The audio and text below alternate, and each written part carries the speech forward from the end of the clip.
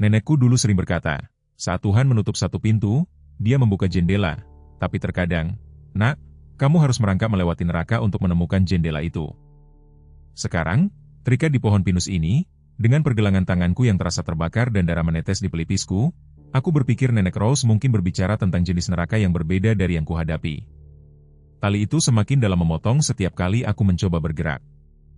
Bahu kiriku menjerit di tempat anak haram itu memukulku dengan kunci roda dan ada sesuatu yang salah dengan tulang rusukku. Setiap napas terasa seperti menelan pecahan kaca. Hutan di sekitarku terlalu sunyi, jenis kesunyian yang membuat kulitmu merinding dan telingamu tegang untuk suara yang tidak datang. 18 jam, itulah yang dikatakan Dr. Rachel Stone kepadaku saat pemeriksaan fisik terakhirku tentang pendarahan internal. Jika kamu pernah terkena pukulan serius di perut lagi, Sarah, kamu mungkin punya 18 jam sebelum itu mengancam jiwa. Kata-katanya bergema di tengkorakku sekarang saat aku merasakan kehangatan basah menyebar di seragamku. Aku seharusnya mendengarkan Jim Patterson, seharusnya menunggu bantuan, seharusnya melakukan banyak hal berbeda. Tapi disinilah aku dan di sini bukanlah tempat yang baik. Serangan itu kembali dalam kilasan, berjalan menuju pintu masuk tambang yang ditinggalkan itu, mengikuti jejak ban yang terlalu segar, terlalu disengaja, suara patahan cabang di belakangku, berputar tepat waktu untuk melihat sekilas wajah yang kukenali sebelumnya. Dunia meledak dalam bintang dan rasa sakit, lalu kegelapan, dan sekarang pohon ini, tali ini, hitungan mundur yang berdetak dalam darahku. Sebuah suara membelah udara pagi, jauh, sedih, dan sangat akrab, lolongan. Jantungku berdebar kencang di tulang rusukku yang memar karena aku tahu suara itu. Itu Ranger dan dia mencariku. 8 tahun, German Shepherd itu dengan bekas luka di moncongnya dari waktunya di Afghanistan dan mata yang telah melihat terlalu banyak, sama seperti aku. Kami saling menemukan 3 bulan lalu di penampungan hewan Pine Valley. 2 jiwa yang hancur yang entah bagaimana cocok seperti potongan dari teka-teki yang hancur yang sama. Lolongan datang lagi, lebih dekat kali ini, dan aku mencoba memanggil, tetapi suaraku pecah seperti kulit tua, tenggorokanku serak, mungkin karena berteriak selama serangan, meskipun aku tidak ingat banyak setelah pukulan pertama. Rasa tembaga memenuhi mulutku dan aku meludahkan darah ke jarum pinus di kakiku, waktu berlalu seperti air melalui jari-jariku. Matahari semakin tinggi melalui kanopi, melukis segalanya dalam cahaya keemasan yang seharusnya indah, tetapi hanya mengingatkanku betapa banyak cahaya yang mungkin tidak akan pernah kulihat lagi. Di suatu tempat di Pine Valley, Tommy Whitfield mungkin juga mencariku. Anak laki-laki itu sudah cukup menderita, kehilangan orang tuanya dalam apa yang semua orang sebut kecelakaan mobil, meskipun Nenek Rose mendapatkan tatapan itu di matanya. Setiap kali seseorang menyebutkannya, seolah dia tahu sesuatu yang tidak kita ketahui. Aku menutup mata dan mencoba mengingat gambar terakhir Tommy, yang dia tunjukkan kepadaku kemarin pagi sebelum aku pergi berpatroli. Seekor anjing dengan mata sedih duduk di samping seorang wanita berseragam. Saat itu aku pikir itu hanya salah satu gambarnya yang lain. Cara anak laki-laki itu memproses dunia sejak dia berhenti berbicara setelah orang tuanya meninggal. Sekarang rasanya seperti ramalan, tali semakin ketat saat tanganku membengkak. Siapapun yang melakukan ini tahu apa yang mereka lakukan. Simpul profesional diposisikan tepat untuk memotong sirkulasi tanpa membunuhku secara langsung. Mereka ingin aku hidup, setidaknya untuk saat ini. Pertanyaannya adalah mengapa, dan pertanyaan itu membuatku lebih takut daripada rasa sakit, lebih dari darah, lebih dari jam 18 jam yang berdetak di perutku. Lolongan lain, dan kali ini cukup dekat sehingga aku bisa mendengar keputusasaan di dalamnya. Ranger telah melacakku mengikuti jejak aroma apapun yang kutinggalkan ketika mereka menyeretku dari pintu masuk tambang ke pohon ini. Anjing itu punya naluri yang akan membuat anjing pemburu cemburu dan kesetiaan yang lebih dalam dari aliran gunung. Jika ada yang bisa menemukanku di ribuan hektar hutan belantara Pine Valley ini, itu dia. Tapi apakah dia akan menemukanku tepat waktu? Dan jika dia melakukannya, lalu apa? Dia satu anjing melawan siapapun yang melakukan ini. Dan aku punya firasat buruk. Ini belum berakhir. Ini terasa pribadi, terasa seperti seseorang telah merencanakan ini, menunggu saat yang tepat untuk bergerak. Hal terakhir yang aku ingat, sebelum semuanya menjadi gelap, adalah memikirkan gambar Tommy. Wanita berseragam itu tampak ketakutan, terikat, dan anjing-anjing itu berlari ke arahnya, bukan menjauh. Bahkan dalam sketsa krayon anak berusia 9 tahun, German Shepherd itu tampak bertekad, tampak seperti dia datang untuk menyelamatkan hari itu. Aku berharap kepada Tuhan bahwa anak laki-laki itu bersifat kenabian sekaligus artistik, karena saat ini Ranger adalah satu-satunya harapan yang kupunya. Hutan tetap sunyi, kecuali suara nafasku yang terengah-engah dan panggilan anjing yang jauh yang menolak untuk menyerah. Sama seperti manusianya, sama seperti aku. Waktu terus berjalan. Tinggalkan suka dan bagikan pemikiranmu di komentar, bersama dengan kota tempat kamu menonton. Mulai sekarang, mari kita lanjutkan ceritanya. 18 jam sebelumnya, pagi, matahari melukis Pine Valley dalam nuansa emas dan hijau yang membuat kartu pos tampak seperti tiruan yang buruk. Aku telah menjadi sheriff di sini selama 3 bulan, cukup lama untuk tahu bahwa Selasa pagi biasanya berarti Nyonya Henderson menelepon tentang ayam jantan tetangganya dan mungkin sedikit tabrakan di dekat toko Miller. Apa yang tidak kuharapkan adalah wakil Jim Patterson berdiri di ambang pintu kantorku pukul 12:47 siang dengan tatapan di wajahnya yang keriput, ekspresi yang sama yang mungkin dia kenakan di Vietnam ketika musuh lebih dekat dari yang nyaman. "Kita punya masalah, Sheriff," kata Jim, suaranya membawa nada serak yang berasal dari 40 tahun Marlboro merah dan kehidupan yang keras. Pada usia 58, dia bergerak seperti pria yang persendiannya mengingat setiap pagi yang dingin dan patroli yang panjang, tetapi pikirannya setajam hari dia pulang dari Asia Tenggara. Pendaki dilaporkan hilang di dekat Devil's Ridge. Keluarga dari Colorado seharusnya melapor kemarin pagi. Aku bersandar di kursiku mempelajari laporan yang dia letakkan di mejaku. Keluarga Henderson, Mark, Linda, dan putri remaja mereka Jessica, pendaki berpengalaman menurut pendaftaran mereka. Tetapi gunung tidak terlalu peduli tentang pengalaman ketika mereka memutuskan untuk menjadi jahat. Sudah berapa lama terlambat? 24 jam kurang lebih. Jim mengeluarkan kacamata bacanya, menyipitkan mata pada tulisannya sendiri. Penjaga taman menemukan kendaraan mereka di kepala jalan setapak utara, tenda masih didirikan di lokasi perkemahan yang ditunjuk, tetapi tidak ada tanda-tanda mereka sejak Minggu malam. Melalui jendela kantorku aku bisa melihat jalan utama menjalani bisnis Selasa yang malas. Pine Valley adalah jenis tempat di mana kegembiraan terbesar biasanya berasal dari barbeque hari pendiri tahunan atau ketika ternak seseorang lepas dan berkeliaran ke tempat parkir Dairy Queen. Populasi 2847 pada hari yang baik, terletak di lembah di antara gunung-gunung yang telah menyimpan rahasia sejak sebelum orang kulit putih melihatnya.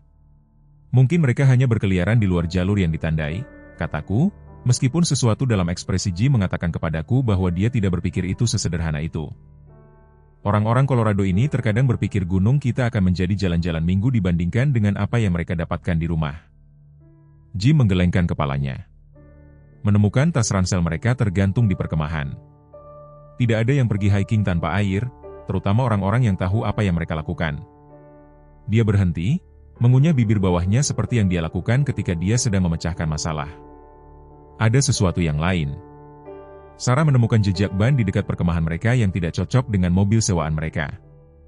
Jejak segar, mungkin dibuat sekitar hari Senin. Itu menarik perhatianku. Devil's Ridge diakses oleh satu jalan tanah yang buntu di kepala jalan setapak. Tidak ada alasan bagi kendaraan lain untuk berada di sana kecuali seseorang secara khusus mencari keluarga Henderson atau kecuali mereka memiliki urusan yang tidak melibatkan hiking dan mengamati burung. "Kamu memikirkan apa yang aku pikirkan?" tanyaku, meskipun aku bisa melihat di matanya bahwa dia memikirkan hal yang sama. Aku memikirkan. 3 bulan di Pine Valley telah mengajariku bahwa kota kecil yang damai ini memiliki bagian rahasianya sendiri. Jenis yang bernanah di tempat gelap ketika tidak ada yang melihat. "Aku berpikir kita sebaiknya naik ke sana dan melihat sebelum jejaknya menjadi dingin," kata Jim. "Tapi aku juga berpikir kamu tidak akan menyukai apa yang kita temukan." Sebelum aku bisa menanggapi, pintu kantor terbuka dan Tommy Whitfield menyelinap masuk seperti bayangan. 9 tahun dan setenang gereja pada hari Senin.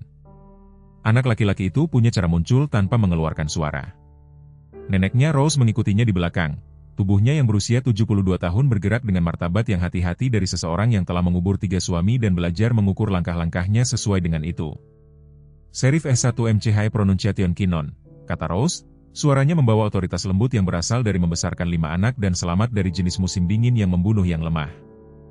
"Tommy ingin menunjukkan sesuatu sebelum kamu pergi berpatroli." Tommy menggenggam selembar kertas konstruksi di tangan kecilnya. Mata gelapnya terpaku di wajahku dengan intensitas yang terkadang membuat orang dewasa merasa tidak nyaman. Anak laki-laki itu belum mengucapkan lebih dari beberapa patah kata sejak orang tuanya meninggal dalam kecelakaan mobil 6 bulan lalu. Tetapi gambarnya berbicara banyak yang tidak bisa disentuh oleh kata-kata. Dia meletakkan kertas itu di mejaku tanpa suara. Gambar krayon itu menunjukkan seorang wanita berseragam biru, terikat di pohon, dikelilingi oleh pohon pinus tinggi. Seekor German Shepherd berlari ke arahnya, telinganya ke belakang, lidah menjulur. Wajah wanita itu dicoret-coret dengan krayon merah, dan ada tanda gelap di pakaiannya yang tampak mencurigakan seperti darah. "Ya Tuhan, kasihanilah," bisik Rose, tangannya yang keriput terbang ke tenggorokannya. "Tommy sayang, dari mana gambar ini berasal?" Anak laki-laki itu memandang neneknya, lalu ke arahku, dan untuk sesaat aku berpikir dia mungkin berbicara. Alih-alih dia menunjuk gambar itu, lalu ke arahku, lalu ke arah gunung-gunung yang terlihat melalui jendela kantor. Pesannya cukup jelas untuk membuat kulitku merinding. "Terkadang anak laki-laki itu melihat sesuatu," kata Rose pelan, suaranya turun ke nada yang digunakan orang-orang di gereja ketika mereka berbicara tentang misteri di luar pemahaman. "Jangan memintaku untuk menjelaskannya karena aku tidak bisa. Tapi ibunya juga punya penglihatan. Semoga Tuhan mengistirahatkan jiwanya." Jim melangkah lebih dekat ke meja, mempelajari gambar Tommy dengan jenis perhatian yang biasanya dia cadangkan untuk bukti di tempat kejadian perkara. "Itu kebetulan yang buruk, anak kecil menggambar sesuatu seperti ini tepat ketika kita kehilangan pendaki." "Bukan kebetulan," kata Rose tegas. "Anak laki-laki itu mengalami mimpi buruk selama 3 malam berturut-turut, bangun menangis dan menggambar-gambar anjing dan polisi dan pohon pinus. Aku pikir itu hanya pikirannya yang memproses sesuatu, tetapi sekarang dia berhenti, melihat gambar itu seolah-olah bisa menggigitnya." Tommy menarik lengan seragamku dan menunjuk lagi ke gunung, matanya lebar, dengan sesuatu yang mungkin ketakutan atau mungkin peringatan. Kemudian dia melakukan sesuatu yang membuat darahku menjadi dingin. Dia menunjuk jam tangannya dan mengangkat kedua tangannya, jari-jari terentang lebar, 10, 10 sesuatu, 10 jam, 10 menit, 10 dari apapun yang ingin dia katakan kepadaku. "Sarah," kata Jim, suaranya membawa nada hati-hati. "Mungkin kita harus meminta bantuan dari daerah itu. Mendapatkan lebih banyak tubuh di sana sebelum kita mengorek-ngorek dan memberitahu mereka apa? Bahwa seorang anak laki-laki berusia 9 tahun menggambar-gambar dan sekarang kita berpikir ada masalah di pegunungan?" Aku menggelengkan kepala, memeriksa senjata dinasku dan radio. "Kita akan melihatnya, menilai situasinya dan meminta bantuan jika kita membutuhkannya." Rose mengulurkan tangan dan meraih lenganku saat aku menuju pintu.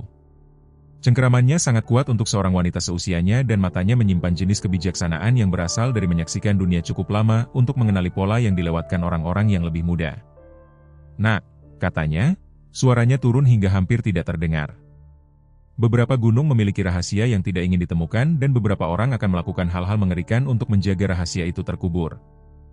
Dia melirik Tommy, yang masih menatap gambarnya dengan mata yang bermasalah.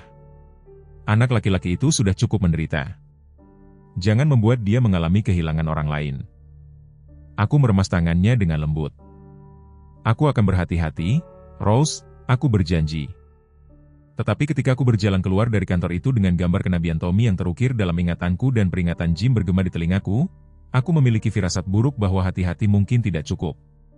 Gunung-gunung itu memanggil dan di suatu tempat di sana keluarga Henderson sedang menunggu seseorang untuk menemukan mereka. Aku hanya berdoa agar kita menemukan mereka hidup-hidup. 3 bulan sebelumnya aku telah berkendara ke Pine Valley dengan semua yang kumiliki, dijejalkan ke bagian belakang truk Fordku dan hati yang begitu hancur sehingga aku tidak yakin itu akan pernah berdetak dengan benar lagi.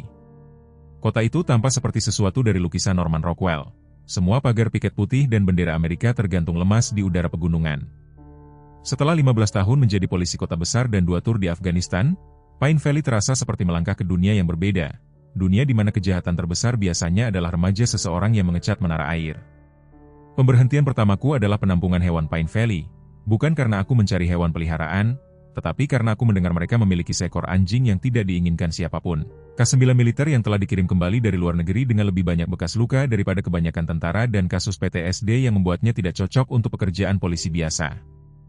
Jenis anjing yang tersentak mendengar suara helikopter dan bangun merengek dari mimpi buruk yang tidak bisa dia jelaskan kepada manusia yang seharusnya merawatnya. "Itu Ranger," kata Betty Martinez, direktur penampungan, saat dia memimpin kami melewati deretan kandang yang dipenuhi dengan gonggongan, ekor yang bergoyang-goyang penuh harapan. "Sudah di sini 8 bulan sekarang.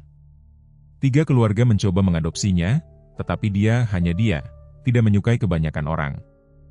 Kami berhenti di depan kandang di bagian belakang gedung, dipisahkan dari yang lain oleh lorong kecil. Di dalam, seekor German Shepherd besar berbaring meringkuk di sudut. Bulunya yang gelap menunjukkan tambalan abu-abu di sekitar moncongnya dan bekas luka bergerigi yang membentang dari telinga kirinya hingga rahangnya. Matanya, mata kuning yang menyimpan terlalu banyak pengetahuan, melacak gerakan kami. Tetapi dia tidak bangun, tidak mengibaskan ekornya, tidak menunjukkan antusiasme yang bersemangat dari anjing-anjing lain. Apa yang terjadi padanya? Tanyaku, meskipun aku punya ide yang cukup bagus. Aku pernah melihat tatapan itu sebelumnya di cermin dan di wajah terlalu banyak tentara baik yang pulang membawa luka yang tak terlihat. Di Kandahar, kata Betty pelan. Membunuh pawangnya, Sersan Marcus Thompson. Ranger terkena pecahan peluru di pinggul kirinya dan belum benar sejak itu. Dokumen militer membersihkannya secara fisik. Tapi dia mengangkat bahunya, tangannya yang keriput mencengkeram pagar rantai. Terkadang tubuh sembuh tetapi jiwa tidak. Aku berlutut di depan kandang dan untuk pertama kalinya Ranger mengangkat kepalanya. Mata kuning itu bertemu dengan mataku dan aku melihat sesuatu yang aku kenali. Rasa sakit yang sama yang telah menggerogoti dadaku sejak Afghanistan. Sejak malam timku tidak pulang dan aku melakukannya. Kami saling memandang untuk waktu yang lama. Dua tentara yang hancur mencoba mencari tahu apakah yang lain adalah teman atau ancaman. Bisakah aku masuk? Tanyaku. Betty ragu-ragu. Dia tidak agresif tapi dia tidak terlalu suka disentuh. Keluarga terakhir yang mencoba membelainya. Dia hanya meringkuk dalam bola dan tidak mau bergerak selama 2 hari. Aku membuka pintu kandang, perlahan, menjaga gerakanku tetap hati-hati dan tenang. Ranger mengawasiku tetapi tidak mundur saat aku duduk bersila di lantai beton sekitar 3 kaki darinya. Aku tidak mencoba meraihnya, tidak melakukan gerakan tiba-tiba, hanya duduk di sana dalam kesunyian lorong belakang itu. Aku tahu bagaimana rasanya, kataku pelan, suaraku hampir tidak berbisik. Bangun di tengah malam berpikir kamu kembali ke sana, melompat setiap kali mobil mogok, merasa seperti kamu seharusnya mati bersama yang lainnya. Telinga Ranger bergerak-gerak mendengar suaraku, tetapi dia tetap meringkuk di sudutnya, kehilangan seluruh timku dalam penyergapan di luar Kabul. Aku melanjutkan, kata-kata keluar lebih mudah daripada dalam beberapa bulan. 6 tentara baik tewas karena Intel mengatakan jalan itu jelas dan Intel salah. Aku seharusnya menjadi ujung tombak hari itu, seharusnya menjadi orang yang memeriksa Id, tetapi aku mengalami keracunan makanan dan mereka menyuruhku naik kendaraan belakang. Napas anjing itu sepertinya melambat, posturnya yang kaku, sedikit rileks. Rasa bersalah yang selamat. Para dokter menyebutnya seolah-olah ada istilah medis yang membuatnya lebih mudah ditelan. Aku tertawa pahit. Tapi kamu dan aku, kita tahu itu tidak sesederhana itu. Kita tahu bahwa terkadang hidup adalah bagian tersulit. Saat itulah Ranger melakukan sesuatu yang menghentikan jantungku. Dia mengangkat kepalanya, menatap langsung ke arahku dan mengeluarkan rengekan lembut, bukan karena sakit tetapi karena pengakuan, satu jiwa yang hancur memanggil yang lain. Aku menghabiskan 1 jam berikutnya duduk di kandang itu, tidak menyentuhnya, hanya berbicara tentang Afghanistan, tentang mimpi buruk, tentang cara rasa bersalah bisa memakanmu hidup-hidup dari dalam keluar. Ranger mendengarkan dengan jenis perhatian yang tidak bisa dikelola oleh kebanyakan manusia, mata kuningnya tidak pernah meninggalkan wajahku. Ketika aku akhirnya berdiri untuk pergi, dia melakukan sesuatu yang membuat Betty Martinez tersentak. Dia bangun, berjalan ke tempat aku berdiri dan dengan lembut menekan moncongnya yang penuh bekas luka ke kakiku. Tidak mengemis perhatian, tidak mencari makanan, hanya melakukan kontak. Tentara ke tentara. Aku akan membawanya, kataku, dan Betty mengangguk seolah-olah dia sudah mengharapkannya selama ini. Dia akan membutuhkan kesabaran, dia memperingatkan, dan pengertian. Terkadang dia akan memiliki hari yang baik, terkadang buruk. Dokter hewan mengatakan dia mungkin akan selalu sedikit rusak. Bukankah kita semua? Jawabku, menatap Ranger, yang masih menempel di kakiku, seolah-olah dia takut aku mungkin menghilang. Terkadang hal-hal yang rusak cocok lebih baik. Bagaimanapun, dokumen memakan waktu 20 menit. Perjalanan ke rumah baruku membutuhkan 10 menit lagi. Tetapi membangun kepercayaan dengan Ranger, itu membutuhkan minggu kesabaran yang hati-hati dan keheningan bersama. Dia tidur di lantai di samping tempat tidurku, tidak pernah di atasnya, selalu diposisikan sehingga dia bisa melihat pintu dan jendela. Anjing pintar, aku melakukan hal yang sama. Itu selama minggu ketiga kami bersama aku bertemu Tommy Whitfield dan neneknya Rose. Aku sedang berjalan-jalan dengan Ranger di jalan utama ketika kami melewati anak laki-laki itu duduk di tangga toko umum Hutchinson. Buku sketsa di pangkuannya dan krayon berserakan di sekelilingnya seperti daun-daun berguguran. Dia mendongak ketika kami mendekat, mata gelapnya, penasaran tetapi hati-hati. Ranger berhenti berjalan, hanya berhenti di jalurnya dan menatap anak laki-laki itu dengan intensitas yang membuatku gugup. Tetapi kemudian sesuatu yang luar biasa terjadi. Ekor anjing itu, yang jarang bergerak kecuali makanan terlibat, memberi lambaian kecil yang ragu-ragu. Wah, kata suara tua di belakang kami. Aku berbalik untuk melihat Rose Whitfield menaiki tangga dengan kantong kertas coklat di lengannya. Rambut peraknya disematkan ke belakang dalam sanggul yang rapi dan mata birunya, tajam dengan kecerdasan. Anjing itu punya akal sehat. Tommy sudah menggambar-gambar German Shepherd selama 2 minggu sekarang, sejak ibunya mengunjunginya dalam mimpi. Aku merasakan hawa dingin menjalari tulang punggungku. Ibunya meninggal 6 bulan lalu, dia dan ayah Tommy, keduanya dalam kecelakaan mobil di Highway 2. Suara Rose membawa beban seseorang yang telah mengubur terlalu banyak orang yang dia cintai. Anak laki-laki itu belum mengucapkan lebih dari beberapa patah kata sejak itu, tetapi dia menggambar, ya Tuhan, betapa dia menggambar. Tommy mengangkat buku sketsanya, menunjukkan kepadaku gambar German Shepherd dengan mata kuning dan bekas luka di wajahnya, berdiri di samping seorang wanita berseragam polisi. Detailnya luar biasa untuk anak berusia 9 tahun, hingga pola spesifik tanda ranger. Terkadang, kata Rose pelan, meletakkan tangannya di bahu Tommy. Hati melihat apa yang tidak bisa dilihat mata. Anak laki-laki itu punya bakat, meskipun aku tidak yakin itu selalu menjadi berkah. Ranger maju selangkah, lalu selangkah lagi, sampai dia cukup dekat bagi Tommy untuk mengulurkan tangan dan menyentuhnya. Tangan kecil anak laki-laki itu menemukan bekas luka di moncong Ranger, menelusurinya dengan lembut sementara anjing itu berdiri diam. Beberapa luka tidak sembuh, amati Rose, menyaksikan interaksi hati-hati antara anak laki-laki dan anjing. Mereka hanya belajar sakit lebih tenang. Kemarin pukul 2:15 siang, dengan 16 jam dan 32 menit tersisa di jam tak terlihatku, aku berdiri di tepi apa yang seharusnya menjadi perjalanan berkemah keluarga yang damai dan merasakan setiap insting yang kukembangkan dalam 15 tahun penegakan hukum mulai menjerit peringatan. Lokasi perkemahan keluarga Henderson tampak seperti panggung untuk pertunjukan yang berakhir buruk. Semuanya terlalu rapi, terlalu diatur, terlalu sengaja, tidak terganggu. Jim Patterson berjongkok di sebelah tenda kubah keluarga, tangannya yang keriput berhati-hati untuk tidak mengganggu apa yang mungkin menjadi bukti. Kantong tidur masih ditata. Dia memanggilku. Barang-barang pribadi berserakan seolah-olah mereka pergi dengan tergesa-gesa, tetapi tidak ada yang berharga. Dompet, perhiasan, peralatan kamera yang hilang, semuanya ada di sini. Aku berjalan mengelilingi perimeter lokasi perkemahan mencatat detail yang tidak sesuai. Lubang api telah dipadamkan dengan hati-hati dengan air dan kotoran, bukan pekerjaan tergesa-gesa yang kamu harapkan dari orang-orang yang melarikan diri karena panik. Sepatu hiking mereka berjajar rapi di luar tenda, tetapi tas ransel mereka tergantung di kabel penyimpanan makanan seolah-olah telah ditempatkan di sana dengan sengaja. Jim, lihat ini. Jejak ban yang dia sebutkan jelas di tanah lunak di dekat tepi perkemahan, tapak dalam yang menggigit tanah pegunungan dengan pola agresif ban segala medan. Tapi itu adalah apa yang kutemukan 20 yard jauhnya yang membuat darahku menjadi dingin. Tanda lecet di kotoran, jenis yang dibuat oleh seseorang yang menyeret kaki mereka, dan di sampingnya noda gelap kecil yang tampak mencurigakan seperti darah kering. Punya jejak segar yang mengarah ke Devil's Ridge Trail, kata Jim, menegakkan diri dengan gerutuan yang mengingatkanku bahwa dia tidak semudah dulu.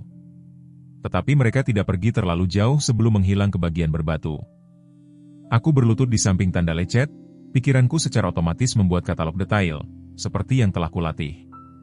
Pola itu menunjukkan seseorang telah diseret mundur, tumit menggali parit di bumi. Tetesan darah, dan aku semakin yakin itulah mereka membentuk jejak yang mengarah menjauh dari lokasi perkemahan menuju sekelompok batu besar. Radioku berderak hidup. Sheriff S1MCH Pronunciation Kinon, apakah kamu menerima? Suara itu milik Martha Henderson, petugas operator di stasiun. Menerima? Martha, apa statusmu? Menerima panggilan dari Rose Whitfield. Mengatakan Tommy mengalami salah satu episodenya menggambar-gambar dan menangis. Dia pikir kamu harus tahu. Aku bertukar pandang dengan Jim, mengingat gambar kenabian anak laki-laki itu dari pagi itu. Gambar apa? Dia tidak mengatakan secara spesifik, tetapi dia terdengar khawatir. Kamu tahu bagaimana wanita itu menjadi ketika Tommy mulai merasakan sesuatu tentang sesuatu. Jim menggelengkan kepalanya perlahan, anak laki-laki itu punya bakat yang tidak selalu menjadi berkah, gumamnya, mengulangi kata-kata Rose dari pertemuan pertama kami 3 bulan lalu. Melawan setiap protokol yang pernah kupelajari, melawan suara di kepalaku yang terdengar mencurigakan seperti sersan pelatihan lamaku, aku membuat keputusan yang pada akhirnya akan membawaku ke pohon ini. Tali ini, hitungan mundur yang berdetak dalam darahku. Jim, aku ingin kamu kembali ke kota. memeriksa Tommy, melihat apa yang telah dia gambar dan berkoordinasi dengan kantor serif daerah untuk tim pencari tambahan. Sial, kata Jim, kekeraskepalaan era Vietnamnya berkobar. Kamu tidak akan naik jalan itu sendirian, Sarah, tidak ketika kita tidak tahu apa yang kita hadapi. Itu perintah, wakil. Aku menjaga suaraku tetap datar, profesional, meskipun setiap serat keberadaanku setuju dengannya. Aku membutuhkan seseorang yang mengoordinasikan pencarian dari kota, dan jika gambar Tommy Sakura tampaknya, kita mungkin membutuhkan informasi itu lebih cepat daripada nanti. Rahang Jim bekerja seperti dia mengunyah kata-kata yang terlalu pahit untuk ditelan. Kamu tidak bisa menyelamatkan semua orang, Sarah. Beberapa hantu harus tetap terkubur. Komentar itu mengenai lebih dekat ke rumah daripada yang mungkin dia maksudkan. Selama 3 bulan, aku telah melarikan diri dari hantu-hantu Afghanistan, dari wajah 6 tentara baik yang meninggal sementara aku hidup. Tapi mungkin itulah mengapa aku tidak bisa menjauh dari ini. Mungkin keluarga Henderson adalah kesempatanku untuk menyelamatkan seseorang untuk sekali ini, alih-alih hanya bertahan hidup sementara yang lain tidak. 16 tahun aku mengenakan lencana, Jim melanjutkan, suaranya membawa beban terlalu banyak keputusan sulit. Cukup melihat kasus orang hilang untuk tahu bahwa ketika sebuah keluarga menghilang sebersih ini, selengkap ini, biasanya tidak acak. Seseorang merencanakan ini. Sarah, seseorang yang tahu gunung-gunung ini tahu cara membuat orang menghilang. Aku memeriksa senjata dinasku, memastikan radioku berfungsi dan memanggul ranselku. Jalan setapak yang mengarah menjauh dari lokasi perkemahan cukup jelas, jejak kaki di tanah lunak, cabang-cabang patah setinggi pinggang di mana seseorang telah mendorong melalui semak belukar. Tapi Jim benar tentang satu hal, ini terasa direncanakan, diatur, seperti seseorang telah mengawasi keluarga Henderson menunggu saat yang tepat. Aku akan berhati-hati, aku berjanji, meskipun kami berdua tahu berhati-hati mungkin tidak cukup. Ibumu membesarkanmu menjadi keras kepala seperti bagal Missouri, kata Jim, nada pasrah merayapi suaranya. Tetap nyalakan radiomu, lapor setiap 30 menit dan jika kau menemukan sesuatu yang tidak beres, panggil bantuan sebelum kau bertindak jadi pahlawan. Jalan setapak itu menanjak melalui hutan pinus yang lebat, mengikuti sungai kecil yang berceloteh dan mengalir deras dari dataran tinggi. Dalam keadaan yang berbeda, ini akan menjadi pendakian yang indah. Bunga liar bermekaran di padang rumput kecil, puncak gunung terlihat melalui celah di kanopi, jenis hutan belantara murni yang membuat orang jatuh cinta pada Montana.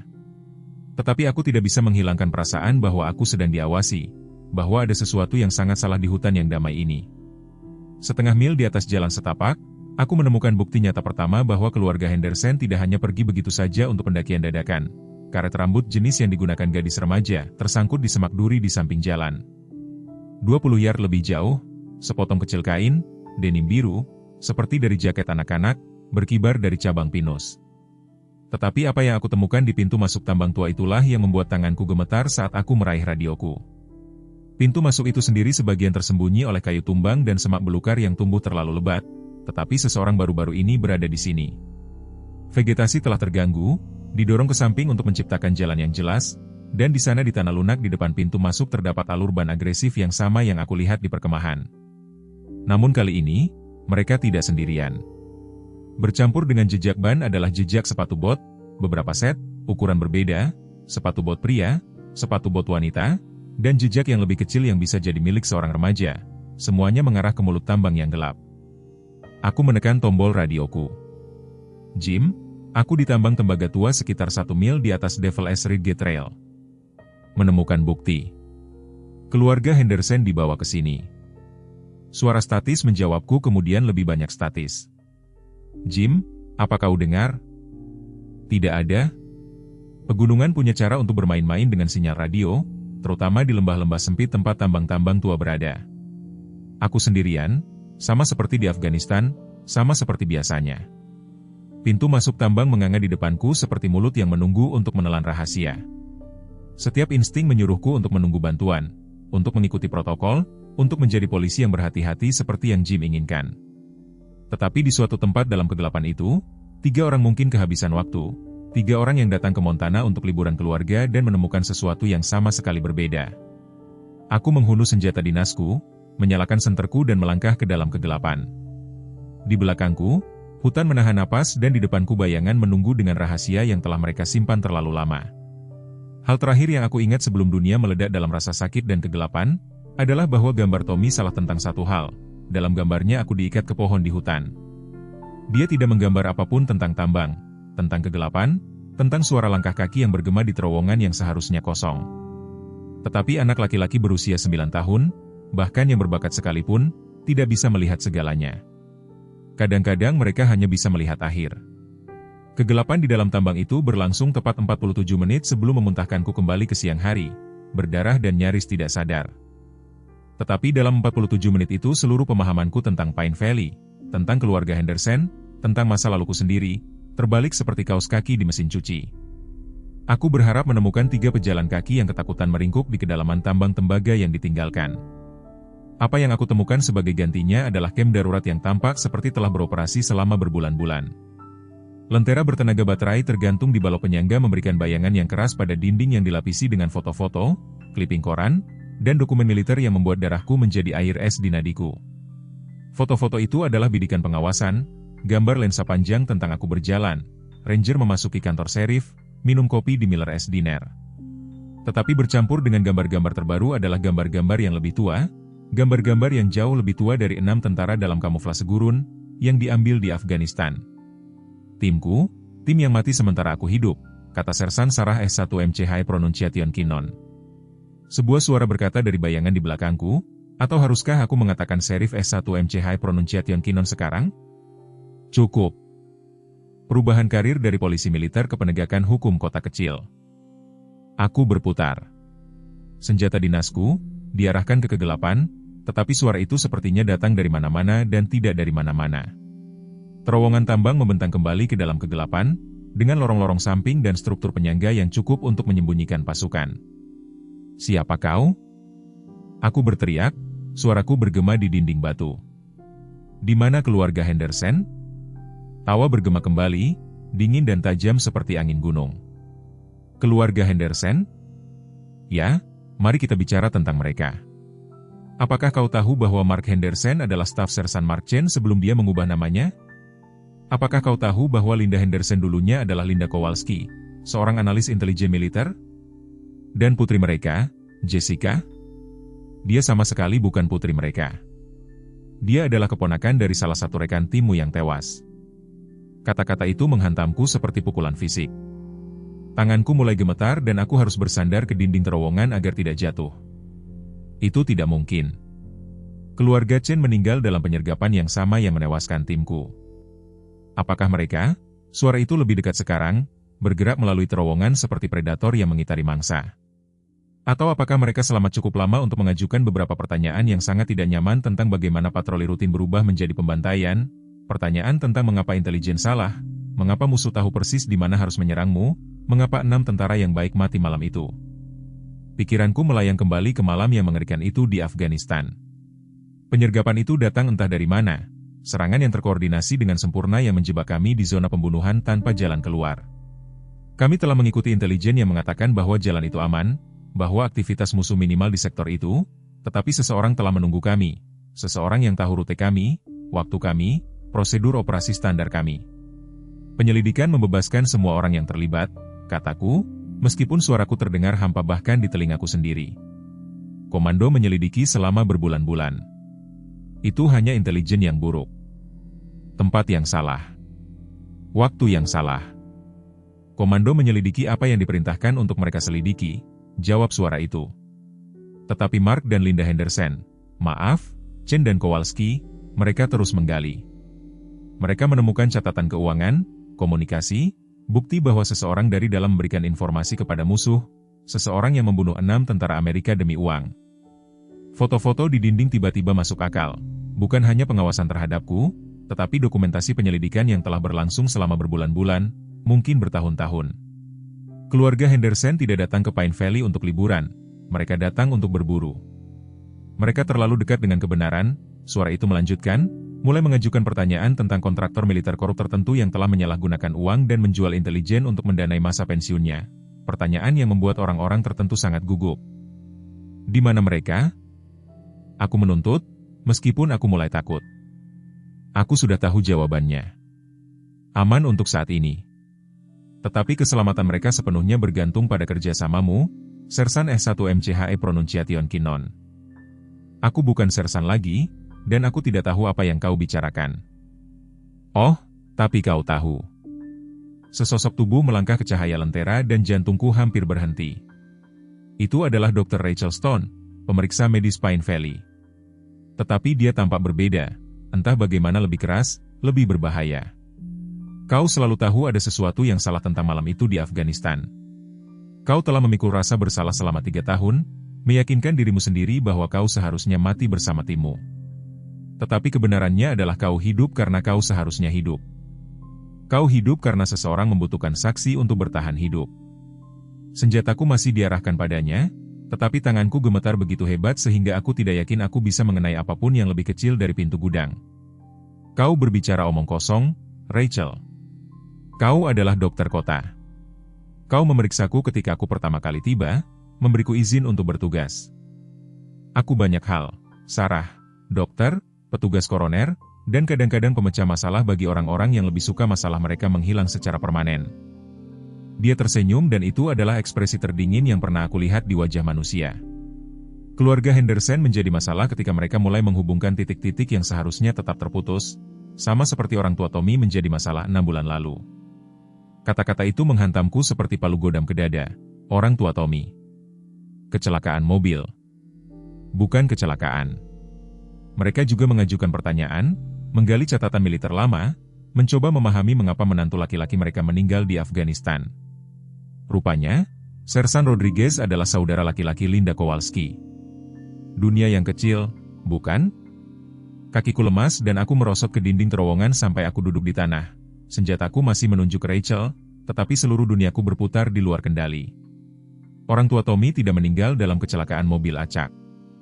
Mereka telah dibunuh, dan anak laki-laki kecil yang menggambar gambar-gambar profetik dan belum berbicara sejak kematian mereka telah hidup dengan beban trauma itu selama 6 bulan. Keindahan pengobatan kota kecil, Rachel melanjutkan dengan nada percakapan, adalah bahwa tidak ada yang mempertanyakan laporan petugas koroner. Kecelakaan mobil terjadi sepanjang waktu di jalan pegunungan. Cedera internal akibat trauma benda tumpul terlihat sama, apakah mereka berasal dari roda kemudi atau linggis. Kau membunuh mereka. Itu bukan pertanyaan. Aku memecahkan masalah, sama seperti aku akan memecahkan masalah Henderson dan sama seperti aku akan memecahkan masalah Sarah S1MC High Pronunciation Kinon jika kau tidak mulai bekerja sama. Apa yang kau inginkan? Sederhana. Keluarga Henderson memiliki salinan dokumen yang dapat menyebabkan rasa malu yang signifikan bagi pihak-pihak tertentu. Dokumen yang merinci transaksi keuangan, catatan komunikasi, bukti konspirasi yang membunuh timmu. Aku menginginkan dokumen-dokumen itu. Aku tidak memilikinya. Aku tidak. Tapi kau akan membantuku mendapatkannya, karena jika kau tidak, keluarga Henderson akan mengalami kecelakaan yang sangat disayangkan, dan kemudian Tommy Whitfield kecil akan mengalami kehilangan tragis lainnya untuk diproses. Sungguh menakjubkan bagaimana orang yang rawan kecelakaan bisa menjadi ketika mereka mengajukan pertanyaan yang salah. Ancaman terhadap Tommy membuat sesuatu patah di dalam diriku. Aku mengangkat senjataku, jari menekan pelatuk. Jauhi anak itu sekarang. Sekarang, Sheriff, jangan melakukan sesuatu yang tergesa-gesa. Rachel mengeluarkan senjatanya sendiri, pistol kecil yang tampak profesional dan terawat dengan baik. Kau akan meletakkan senjatamu dan berjalan keluar dari tambang ini. Kau akan kembali ke kota dan meyakinkan keluarga Henderson untuk menyerah pada penyelidikan kecil mereka. Dan jika kau sangat kooperatif, semua orang mungkin selamat dari ini. Dan jika aku tidak, maka Pine Valley akan mengalami minggu yang sangat tragis, dimulai dengan sheriff tertentu yang ceroboh saat menyelidiki kasus orang hilang. Saat itulah dia memukulku dengan linggis. Dunia kembali padaku dalam fragmen, jarum pinus di pipiku, rasa darah di mulutku dan suara napasku sendiri, dangkal dan menyakitkan. Kemarin pukul 6:45 sore, Rachel Stone telah menyeretku keluar dari tambang itu dan mengikatku ke pohon ini seperti pengorbanan untuk dewa-dewa gelap apapun yang mengawasi rahasia Pine Valley. Sekarang, 12 jam kemudian, aku berjuang untuk tetap sadar sementara hidupku bocor setetes demi setetes. Tapi aku tidak sendirian di pegunungan ini. Di suatu tempat di kejauhan, memotong keheningan pagi seperti doa yang dibuat terdengar, datang suara yang telah aku tunggu. Lolongan ranger, putus asa dan bertekad, semakin dekat dengan setiap menit yang berlalu. 3 mil jauhnya, di kabin Rose Whitfield, Rose berdiri di jendela dapurnya, tangannya yang berusia 72 tahun melingkari cangkir kopi yang sudah dingin 1 jam yang lalu. Dia telah mengawasi garis pepohonan sejak sebelum fajar, mendengarkan suara-suara yang seharusnya tidak ada di sana, merasakan jenis kegelisahan yang datang dari 7 dekade kehidupan di pegunungan ini. Nenek Rose? Tommy muncul di sampingnya, wajahnya yang berusia 9 tahun pucat karena kelelahan yang datang dari malam tanpa tidur lainnya. Gambar terbarunya digenggam di tinju kecilnya.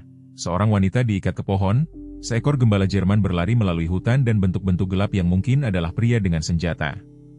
"Aku mendengarmu, sayang," bisik Rose, meskipun Tommy tidak berbicara. Dia jarang melakukannya lagi, tidak sejak orang tuanya meninggal. Tapi gambar-gambarnya berbicara banyak, dan yang terbaru ini membuat jantung tua Rose berdebar kencang karena ketakutan dan pengakuan. Anak laki-laki itu menunjuk ke arah pegunungan, kemudian ke gambarnya, lalu kembali ke pegunungan. Pesannya jelas seperti kilat musim panas, Sheriff S1MC High Pronunciation Kinon dalam masalah dan waktu hampir habis. "Tuhan, bantu kami," gumam Rose, meraih telepon untuk menghubungi wakil Patterson. 2 mil jauhnya, di hutan, Ranger bergerak melalui semak belukar seperti hantu yang terbuat dari bulu dan tekad. Kakinya berdarah karena medan berbatu dan luka perang lamanya sakit dengan setiap langkah. Tetapi jejak aroma itu kuat sekarang. Aroma Sarah, bercampur dengan ketakutan dan darah dan sesuatu yang lain. Sesuatu kimiawi yang membuat moncongnya yang terluka mengerut karena jijik. Gembala Jerman berhenti di sebuah batang kayu yang tumbang, mata kuningnya memindai hutan di depan. Pelatihannya dari Afghanistan diaktifkan secara otomatis. Nilai ancaman, identifikasi rute pelarian. Jangan pernah mendekati situasi berbahaya tanpa bantuan. Tetapi hatinya, bagian yang terikat dengan Sarah 3 bulan lalu di tempat penampungan hewan itu, mengesampingkan pelatihan taktisnya. Dia telah menyelamatkannya ketika tidak ada orang lain yang mau. Dia telah duduk di kandangnya dan berbicara tentang mimpi buruk dan rasa bersalah yang selamat, sampai dia mengerti bahwa dia tidak sendirian dalam rasa sakitnya. Sekarang gilirannya untuk menyelamatkannya. Ranger menempelkan hidungnya ke tanah dan mengikuti jejak itu lebih dalam ke hutan belantara. Kembali di kota, di kantor Sheriff, Jim Patterson menutup telepon dengan tangan yang sedikit gemetar. Apakah karena usia, kafein, atau ketakutan, dia tidak bisa mengatakan. Panggilan Rose Whitfield telah mengkonfirmasi apa yang telah dikatakan perutnya sejak kemarin sore.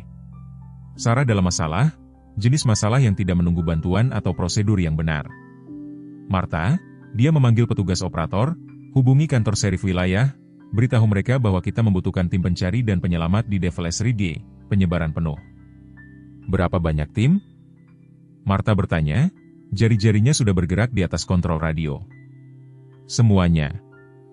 Radio berderak hidup sebelum Martha bisa menjawab. Sebuah suara yang tidak Jim kenali datang melalui statis. "Kantor Sheriff Pine Valley. Ini Dr. Rachel Stone. Aku di perkemahan Henderson bersama Sheriff S1MC High Pronunciation Kinon. Kami menemukan keluarga yang hilang, tetapi kami membutuhkan bantuan medis segera. Sheriff terluka." Jim mengerutkan kening. Ada sesuatu tentang transmisi itu yang terasa salah, terlalu nyaman, terlalu tepat waktu. "Dr. Stone, di mana lokasi Anda persisnya?" "Koordinat GPS, 46,73 Utara, 112,94 Barat. Cepat, wakil." Sheriff telah kehilangan banyak darah. Jim menuliskan koordinat tetapi nalurinya meneriakkan peringatan.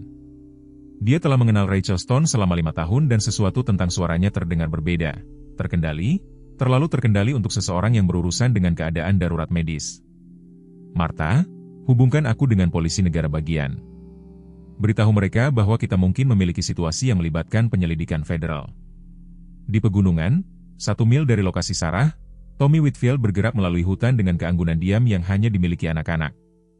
Dia telah menyelinap keluar dari kabin neneknya ketika dia sedang menelepon wakil Patterson, mengikuti jejak hewan yang telah dia hafal selama berbulan-bulan mengembara di pegunungan ini sejak kematian orang tuanya. Anak laki-laki itu membawa gambar terbarunya dan ransel kecil berisi botol air, beberapa biskuit, dan pisau berburu tua ayahnya, yang menurut Rose telah dia sembunyikan di rak paling atas lemari. Tommy telah belajar memanjat sebelum dia belajar untuk tetap diam tentang hal-hal yang dia lihat dalam mimpinya.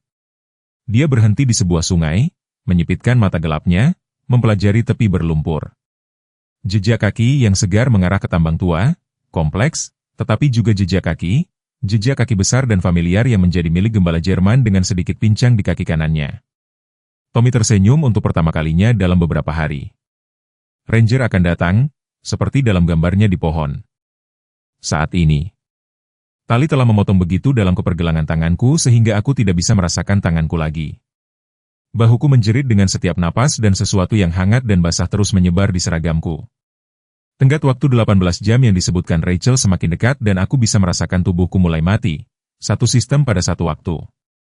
Tapi kemudian aku mendengarnya lagi, lebih dekat sekarang, jauh lebih dekat, lolongan Ranger. Dan kali ini bukan hanya memanggil, itu sedang berburu. Aku tahu suara itu dari jalan-jalan kami di Pine Valley, bagaimana suaranya berubah ketika dia menangkap aroma sesuatu yang perlu diselidiki. Melalui pepohonan, aku melihat sekilas gerakan.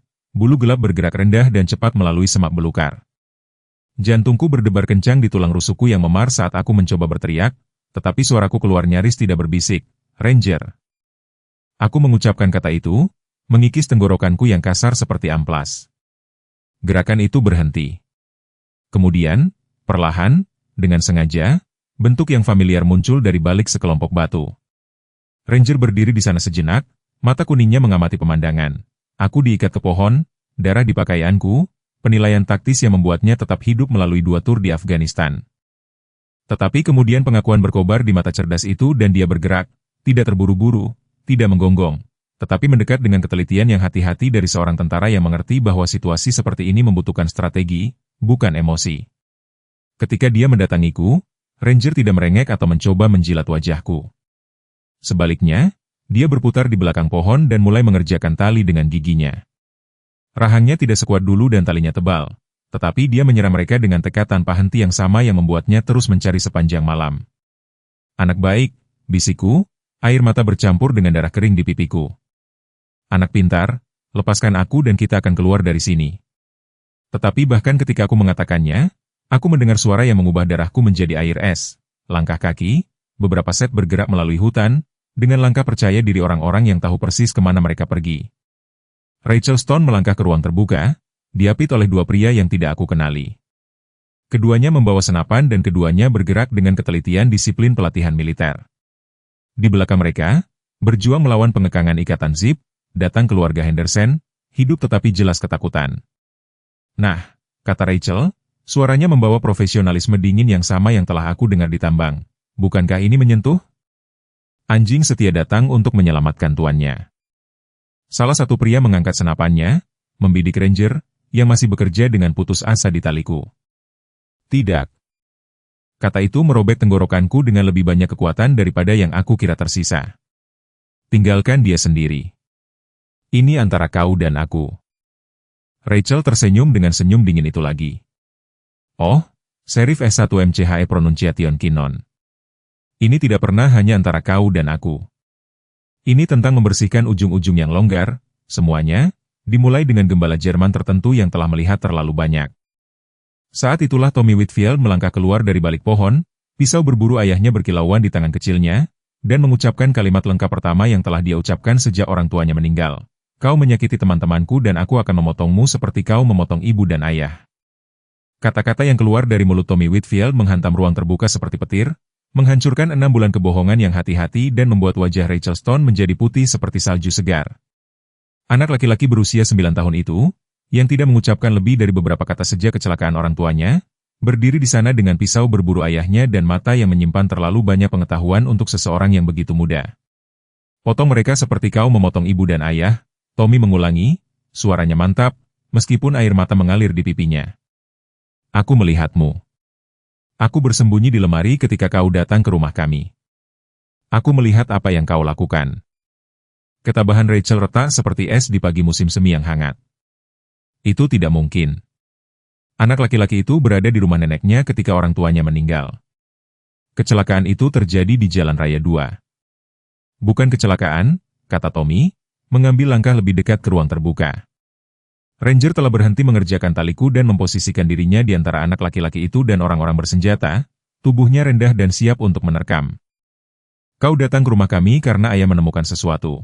Kertas tentang tentara yang meninggal, kertas tentang uang dan kebohongan. Pikiranku berlomba melalui implikasi, potongan-potongan teka-teki yang telah tersebar selama berbulan-bulan akhirnya mengklik pada tempatnya. Mutisme selektif Tommy bukan hanya trauma karena kehilangan orang tuanya. Itu adalah keheningan seorang anak yang telah menyaksikan pembunuhan mereka dan terlalu takut untuk mengatakan kebenaran. Ayah menyembunyikanku di lemari ketika dia mendengar mobilmu. Tommy melanjutkan, suara kecilnya membawa kejelasan yang menghancurkan ke seluruh ruang terbuka. Menyuruhku untuk tetap diam apapun yang terjadi. Jadi aku tetap diam, bahkan ketika kau membuat ibu menangis, bahkan ketika kau membuat suara-suara menyakitkan. Salah satu anak buah Rachel bergeser dengan gugup, senapannya goyah antara Tommy dan Ranger. Dok, anak itu mengarang ini. Pasti. Tidak mungkin anak berusia 9 tahun bisa diam. Rachel membentak topeng profesionalnya, tergelincir untuk mengungkapkan sesuatu yang putus asa di bawahnya. Diam saja dan biarkan aku berpikir, tetapi waktu berpikir hampir habis bagi kita semua. Aku bisa merasakan kekuatanku surut dengan setiap detak jantung, pendarahan internal yang Rachel peringatkan padaku yang membuat dirinya dikenal melalui gelombang mual dan pusing. Luka bakar tali di pergelangan tanganku telah berubah dari menyakitkan menjadi mati rasa, yang mungkin bukan pertanda baik. Kau membunuh mereka karena mereka tahu tentang Afghanistan, kataku, memaksa suaraku untuk membawa meskipun sakit di tulang rusukku. Ayah Tommy berhubungan dengan salah satu anggota timku. Mereka sedang menyelidiki penyergapan itu, mengikuti jejak uang yang mengarah kembali kepadamu, mengikuti jejak yang seharusnya tetap terkubur. Rachel membalas sebagian dari ketenangannya yang kembali. Timmu tersandung pada sesuatu yang seharusnya tidak mereka lihat. Pengaturan yang sangat menguntungkan yang membuat kontraktor tertentu tetap berbisnis dan pejabat tertentu sangat nyaman. 6 tentara meninggal untuk melindungi rahasia itu, dan seharusnya berakhir di sana. Keluarga Henderson, atau lebih tepatnya keluarga Chen Kowalski, menyaksikan pertukaran ini dengan mata cekung orang-orang yang telah hidup dalam teror selama berhari-hari. Wajah Mark Henderson memar dan pergelangan tangan Linda menunjukkan luka bakar tali yang mirip dengan milikku. Putri remaja mereka, Jessica, menempel erat pada Linda dan aku bisa melihat kemiripan keluarga sekarang karena aku tahu dia adalah keponakan Rodriguez. Tapi itu tidak berakhir, kataku, mengucapkan setiap kata dengan susah payah. Karena keluarga mengajukan pertanyaan ketika orang yang mereka cintai tidak pulang, karena orang-orang seperti Mark dan Linda tidak menyerah ketika mereka mencium korupsi, dan karena anak laki-laki kecil kadang-kadang melihat hal-hal yang seharusnya tidak mereka lihat. Tommy menambahkan, cengkeramannya mengencang pada pisau berburu. Meskipun kata-katanya berani, aku bisa melihat dia gemetar, bukan karena ketakutan tetapi dengan jenis amarah yang datang dari membawa rahasia yang mengerikan terlalu lama. Ranger mengeluarkan geraman rendah, mata kuningnya terpaku pada Rachel. Aku pernah melihat tatapan itu sebelumnya selama jalan-jalan kami di Pine Valley, ketika dia merasakan sesuatu yang mengancam. Pelatihan militernya diaktifkan, membaca situasi taktis dan mempersiapkan kekerasan. Inilah yang akan terjadi, kata Rachel, suaranya mendapatkan kembali dingin klinisnya. Keluarga Henderson akan mengalami kecelakaan tragis. Keracunan karbon monoksida dari kompor kemah yang rusak, sangat umum di pegunungan ini. Sheriff S1MCH Pronunciation Kinnon akan ditemukan berhari-hari kemudian, meninggal karena paparan dan cedera internal yang diderita saat mencari mereka. Sangat heroik, sangat tragis. Dan anak laki-laki itu? Salah satu anak buahnya bertanya, mengangguk ke arah Tommy. Anak laki-laki itu akan pulang ke neneknya dan melupakan semua yang dia pikir dia lihat, karena jika dia tidak, nenek Rose mungkin jatuh di tangga depannya. Di usianya, patah pinggul bisa berakibat fatal. Saat itulah sesuatu di dalam diriku patah. Mungkin itu adalah ancaman terhadap Rose, atau mungkin itu adalah pemandangan Tommy berdiri di sana dengan pisau ayahnya mencoba untuk menjadi berani, ketika dia seharusnya berada di rumah bermain dengan mainan dan menonton kartun. Mungkin itu hanya 18 jam rasa sakit dan ketakutan akhirnya mencapai titik puncaknya. Kau ingin tahu kebenaran tentang Afghanistan? Kataku, suaraku semakin kuat meskipun kehilangan darah. Kebenarannya adalah bahwa korupsi membunuh timku. Tapi itu tidak dimulai denganmu. Itu dimulai denganku. Rachel mengerutkan kening. Apa yang kau bicarakan? Aku adalah orang yang memberikan informasi kepada para kontraktor. Aku, Sarah S1MCH Pronunciation Kinnon, tentara yang jujur, petugas polisi militer yang dihormati. Kebohongan datang lebih mudah dari yang aku harapkan, dibangun di atas fondasi rasa bersalah yang selamat yang membuatnya hampir bisa dipercaya. Aku membutuhkan uang untuk perawatan kanker ibuku. Para kontraktor memudahkannya, cukup laporkan rute patroli, waktu, jumlah personel. Kupikir itu hanya pengumpulan informasi biasa saja. Mata Tommy membesar, dan aku melihat kebingungan serta kesedihan terpancar di wajahnya yang masih muda. Tapi telinga RR tegak ke depan, dan kuharap anjing gembala Jerman berumur 8 tahun itu sepintar yang kukira. Aku tidak pernah berniat agar siapapun mati. Aku terus mencurahkan setiap ons rasa bersalah dan sesal ke dalam suaraku. Tapi ketika penyergapan itu terjadi, ketika 6 tentara baik mati karena informasi yang kuberikan, aku tidak bisa menerimanya. Itu sebabnya aku pindah ke Pine Valley. Itu sebabnya aku mencoba menghilang. Rachel meneliti wajahku dengan ketelitian seorang interogator profesional. Kau berbohong? Periksa catatan keuanganku dari 3 tahun lalu, kau akan menemukan deposit yang tidak sesuai dengan gaji militerku. Periksa tagihan medis ibuku, kanker pankreas stadium 4, perawatan eksperimental yang tidak ditanggung asuransi. Periksa catatan kontraktor. Kau sangat khawatir tentang itu? Namaku ada di sana. Hutan kecil itu menjadi sunyi, kecuali suara angin melalui jarum pinus dan nafasku yang berat. Anak buah Rachel tanpa ragu sekarang, senapan masih diarahkan kepada kami, tetapi kepercayaan diri mereka terguncang. Jika itu benar, kata Rachel perlahan, maka kau adalah ujung longgar yang seharusnya diikat 3 tahun lalu. Mungkin, aku mengakui, tapi inilah masalahnya dengan ujung longgar. Kadang-kadang mereka terurai dengan cara yang tidak terduga. Saat itulah aku mendengarnya. Suara yang kuharapkan, kudambakan, kubeli waktunya dengan kebohongan dan pengakuan, gemuruh rotor helikopter yang jauh semakin dekat setiap detik. Jim Patterson akhirnya menerima pesanku, atau mungkin panggilan Rose akhirnya sampai ke orang yang tepat. Rachel juga mendengarnya. Kepalanya tersentak ke atas, matanya memindai langit melalui kanopi hutan. Anak haram. Pencarian dan penyelamatan, kataku, membiarkan diriku tersenyum kecil meskipun kesakitan. Mungkin polisi negara bagian juga, mengingat ini sekarang menjadi investigasi federal yang melibatkan pembunuhan personel militer. Suara helikopter semakin dekat dan aku bisa mendengar suara-suara lain sekarang. Kendaraan di jalan akses, suara-suara memanggil melalui hutan, kekacauan terorganisir dari operasi pencarian besar. Rachel mengangkat pistolnya, mengarahkannya langsung ke kepalaku. Kalau begitu, kurasa kita selesai berbicara. Tapi sebelum dia bisa menarik pelatupnya, Tommy Whitfield melakukan sesuatu yang membuktikan bahwa anak laki-laki berumur 9 tahun bisa lebih berani daripada orang dewasa dengan senjata. Dia melemparkan pisau berburu ayahnya dengan akurasi seorang anak yang telah menghabiskan berbulan-bulan berlatih melawan pohon, dan bilahnya menancap di bahu Rachel Stone. Dia menjerit dan berputar, tembakannya meleset dan Ranger meluncurkan dirinya ke udara seperti rudal berbulu yang ditujukan untuk keadilan. Perang untuk rahasia Pine Valley akhirnya dimulai. Bilah pisau yang menonjol dari bahu Rachel Stone seolah membekukan waktu sekejap sebelum kekacauan meletus seperti bendungan yang jebol di musim banjir. Tubuh RR seberat 80 pon menabraknya dengan kekuatan amarah yang benar, membuat pistolnya berputar ke dalam jarum pinus saat keduanya jatuh ke tanah dalam kekacauan anjing yang menggeram dan wanita yang menjerit. Habisi mereka. Salah satu anak buah Rachel berteriak, mengayunkan senapannya ke arah Tommy, tetapi anak laki-laki itu sudah bergerak.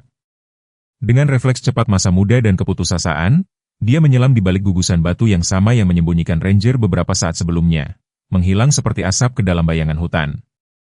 Keluarga Henderson, Mark, Linda, dan Jessica menggunakan gangguan itu untuk melesat ke 3 arah yang berbeda. Tangan mereka yang diikat dengan kabel zip membuat mereka kikuk, tetapi teror mereka memberi mereka kecepatan. Linda tersandung dan jatuh dengan keras, berguling di balik batang pohon tumbang saat peluru memecahkan kulit kayu beberapa inci dari kepalanya. Ya Tuhan, Rachel! Pria bersenjata kedua berteriak di atas kekacauan. Seluruh gunung sialan ini dipenuhi polisi. Kita harus keluar dari sini. Tapi Rachel Stone, bahkan dengan pisau berburu Tommy yang tertancap di bahunya dan gigi RR beberapa inci dari tenggorokannya, tidak siap untuk menyerahkan 3 tahun kebohongan yang dipelihara dengan hati-hati. Dia meraih segenggam jarum pinus dan melemparkannya ke mata anjing itu, menyebabkan dia mundur dengan lolongan kesakitan dan kebingungan. Tidak tanpa menyelesaikan ini, dia membentak, berguling menjauh dari Ranger dan berjuang untuk berdiri. Darah merembes melalui bajunya, tetapi matanya memancarkan kilatan putus asa dari seseorang yang tahu bahwa penangkapan berarti hidup di penjara atau lebih buruk. Kita bunuh mereka semua dan membuatnya tampak seperti baku tembak. Sheriff korup bekerja dengan penculik. Dokter heroik mencoba menyelamatkan para sandera. Helikopter itu tepat di atas kepala sekarang. Rotornya menciptakan badai angin yang mengirim jarum pinus dan debu berputar-putar melalui hutan kecil, melalui pepohonan. Aku bisa melihat kilatan lampu darurat dan mendengar suara-suara meneriakkan koordinat dan posisi taktis. Sheriff S1 MCH Pronunciation Kinon, ini wakil Patterson. berikan kabar, jika kau bisa mendengarku. Aku mencoba berteriak kembali, tetapi suaraku keluar hampir tidak berbisik. Kehilangan darah semakin parah dan bintik-bintik hitam menari di tepi penglihatanku. Tenggat waktu 18 jam yang disebutkan Rachel semakin dekat dan tubuhku mulai mati. Ranger menggelengkan jarum pinus dari matanya dan segera memposisikan dirinya di antara aku dan anak buah Rachel. Bulu kuduknya terangkat dan geraman menggelegar di dadanya yang terdengar seperti guntur yang jauh. Bahkan terluka dan kalah jumlah, prajurit tua itu tidak mundur sarah. Suara Jim Patterson semakin dekat sekarang, mungkin 50 yard melalui pepohonan. Kami punya polisi negara bagian, FBI, dan setengah dari daerah ini di sini. Apapun yang terjadi, bantuan akan datang. Ketenangan Rachel yang tersisa akhirnya benar-benar hancur. Sumbat mulut mereka, dia berteriak kepada anak buahnya. Sumbat mulut mereka semua. Pria bersenjata pertama mengangkat senapannya ke arah pepohonan tempat suara Jim berasal. Tapi sebelum dia bisa menembak, sesuatu yang luar biasa terjadi. Tommy Whitfield muncul dari balik bebatuan, tidak melarikan diri tetapi bergerak menuju pria bersenjata itu dengan tekad yang tak kenal takut yang hanya datang dari tidak memiliki apapun lagi untuk kehilangan. Kau membunuh ibu dan ayahku, kata anak laki-laki itu, suaranya terdengar jelas di seluruh hutan kecil meskipun ada suara helikopter. Kau menyakiti Sheriff Sarah dan Ranger. Kalian orang jahat dan aku tidak takut lagi pada kalian. Pria bersenjata itu ragu-ragu. Mungkin karena menembak seorang anak laki-laki berumur 9 tahun dengan darah dingin adalah garis yang bahkan pembunuh bayaran pun sulit untuk dilintasi. Keraguan itu merugikan segalanya. Jim Patterson menerobos garis pepohonan seperti malaikat pembalas, senjatanya terhunus dan naluri era Vietnamnya mengambil alih. Letakkan senjatamu sekarang. Di belakangnya datang banjir penegak hukum, polisi negara bagian, petugas taktis, agen FBI dalam baju besi dan personel pencarian dan penyelamatan yang telah mengikuti jejak Rangers sejak fajar. Hutan kecil yang menjadi penjara kami tiba-tiba menjadi pusat komando dengan pandangan laser dan perintah yang diteriakkan bersilangan seperti kunang-kunang mematikan. Agen federal, semua orang di tanah. Senjata diturunkan, senjata diturunkan. Kami membutuhkan petugas medis yang jatuh. Anak buah Rachel, yang menghadapi kekuatan yang luar biasa, membuat pilihan cerdas dan menjatuhkan senapan mereka. Tapi Rachel sendiri, dengan darah masih mengalir dari luka bahunya, melakukan satu permainan putus asa terakhir. Dia menerjang ke arahku, sebuah pistol cadangan muncul di tangannya seperti trik pesulap. Jika aku akan jatuh, dia terengah-engah, aku akan membawa ujung-ujung yang longgar bersamaku. Saat itulah Ranger membuktikan bahwa 8 tahun dan terluka tidak sama dengan tidak berdaya. Anjing gembala Jerman itu meluncurkan dirinya di antara Rachel dan aku dengan keberanian yang melampaui spesies, mengambil peluru yang ditujukan untuk kepalaku. Dampaknya membuatnya berputar, darah menyembur dari sisinya, tetapi momentumnya membawanya ke Rachel dengan kekuatan yang cukup untuk membuatnya jatuh ke belakang ke pohon pinus Ranger. Jeritan Tommy memotong semua teriakan taktis dan anak laki-laki itu bergegas menuju temannya yang jatuh, tanpa mempedulikan senjata atau kekacauan atau bahaya. Aku merasakan sesuatu patah di dalam dadaku yang tidak ada hubungannya dengan tulang rusuk yang patah atau pendarahan internal. Anjing itu, anjing yang setia, rusak, cantik itu, telah mengambil peluru untukku, seperti yang telah dilatih untuk dilakukan untuk pawangnya di Afghanistan, seperti yang telah dilahirkan untuk dilakukan. Bawa petugas medis ke sini. Jim berlutut di sampingku, tangannya yang kasar bekerja di tali, sambil mengawasi situasi taktis. Sarah, tetaplah bersamaku. Jangan berani-berani kau pergi sekarang. Melalui kabut rasa sakit dan kehilangan darah, aku menyaksikan Tommy berlutut di samping Ranger. Tangan kecilnya menekan luka anjing itu sementara air mata mengalir di wajahnya. Jangan mati, bisik anak laki-laki itu. Kumohon jangan mati, aku tidak bisa kehilangan siapapun lagi. Agen FBI menahan Rachel dan anak buahnya, tetapi kerusakan telah terjadi. Ranger berbaring tak bergerak seperti kematian, mata ambernya tertuju pada wajah Tommy dengan ekspresi yang tampak hampir damai. 8 tahun mimpi buruk dan rasa bersalah para penyintas, dan pada akhirnya dia telah menemukan tujuannya dalam melindungi orang-orang yang dicintainya. Kami membutuhkan dokter hewan, salah satu paramedis berseru saat dia mengerjakan luka-lukaku. Anjing ini masih bernapas, tetapi dia kehilangan banyak darah. Masih bernapas. Kata-kata itu menghantamku seperti listrik, memotong kabut kejutan dan rasa sakit. Tommy, aku berbisik, suaraku hampir tidak terdengar. Bicaralah padanya, teruslah berbicara, jangan biarkan dia menyerah. Anak laki-laki itu menatapku dengan mata yang menahan terlalu banyak rasa sakit untuk seseorang yang begitu muda, tetapi dia mengangguk dan mencondongkan tubuh dekat ke telinga Ranger. Ingat ketika Sheriff Sarah pertama kali membawamu pulang, dia berbisik. Ingat bagaimana kau ketakutan dan terluka, tapi dia tidak menyerah padamu. Ya, aku juga tidak akan menyerah padamu. Kita keluarga sekarang. Kita semua. Dan keluarga tidak menyerah. Saat para medis bekerja untuk menstabilkan aku dan Ranger, saat agen FBI menyortir 3 tahun kebohongan dan korupsi, saat pagi di gunung memberi jalan ke sore yang terasa seperti akhir dari satu cerita dan awal dari yang lain, aku berpegang pada satu pikiran. Kadang-kadang hal-hal yang rusak, ketika mereka menemukan satu sama lain, menjadi lebih kuat daripada sebelumnya sendirian. Suara Tommy terus berlanjut, mantap dan kuat, memanggil temannya kembali dari tempat gelap manapun tempat para prajurit terluka pergi ketika rasa sakit menjadi terlalu berat untuk ditanggung. Kembalilah, Ranger. Kembalilah kepada kami. Kami membutuhkanmu. Dan di suatu tempat di hutan kecil itu, dikelilingi oleh kekacauan keadilan yang akhirnya tiba, seekor anjing gembala Jerman tua dengan terlalu banyak bekas luka dan terlalu banyak hati memutuskan bahwa mungkin, hanya mungkin, masih ada pekerjaan yang harus dilakukan. 6 bulan kemudian aku berdiri di bawah sinar matahari pagi di luar Akademi K9 kesempatan kedua yang baru dibaptis menyaksikan Tommy Whitfield mendemonstrasikan sinyal tangan yang tepat kepada sekelompok rekrutan polisi muda dan mitra K9 mereka. Anak laki-laki itu, yang tidak berbicara selama setengah tahun setelah pembunuhan orang tuanya, sekarang mengobrol dengan mudah dengan petugas yang 2 kali lebih tua darinya. Kepercayaan dirinya dibangun kembali. Satu sesi pelatihan anjing pada satu waktu, tangan rata telapak tangan ke bawah, Tommy menginstruksikan seorang petugas pemula dari Billings yang anak anjing gembala Jermannya lebih tertarik mengejar kupu-kupu daripada mengikuti perintah. Anjing membaca seluruh tubuhmu, bukan hanya suaramu. Ranger mengajariku itu.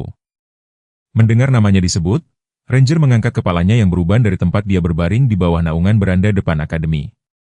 Bekas luka peluru di sisinya telah sembuh menjadi garis putih tipis yang cocok dengan bekas luka yang lebih tua dari Afghanistan.